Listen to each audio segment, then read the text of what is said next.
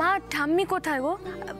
এই তো সামনেই রয়েছে, তুই কথা বল ঠাম্মির সঙ্গে। যতক্ষণ না তোর গলাটা শুনবে না, তোর ঠাম্মি শান্তি হবে না। ধর ধর মা মা।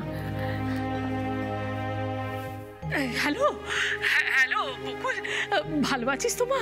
সুস্থ আছিস তো? নাচ জামাই ঠিক আছে? তোরা তো দুজনে একসঙ্গে বেরিয়েছিলি শুনলাম। হ্যাঁ তো বেরিয়েছিলাম তো, আমরা একদম ঠিক আছি ঠাম্মি, বহাল তবিয়াতে আছি। আজ আজ ঠাকুর তোদের রক্ষে করেছেন। সত্যি ঠাম্মি, উনি গোডাউনে দেবদূতের মতো এসে উপস্থিত হয়েছিলেন।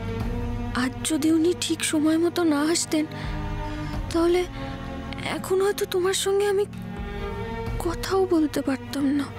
যাক বাবা, তোর গলাটা শুনে নিয়েছি, এবার আমার শান্তি। এবার তোর বাড়িতে অনুষ্ঠান, যা আনন্দ কর। কি বললেন ঠাম্মি?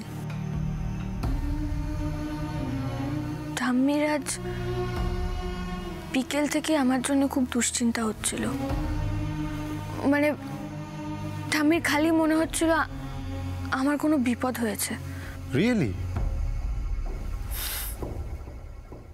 এরকমটা না ছোটর থেকেই হয়।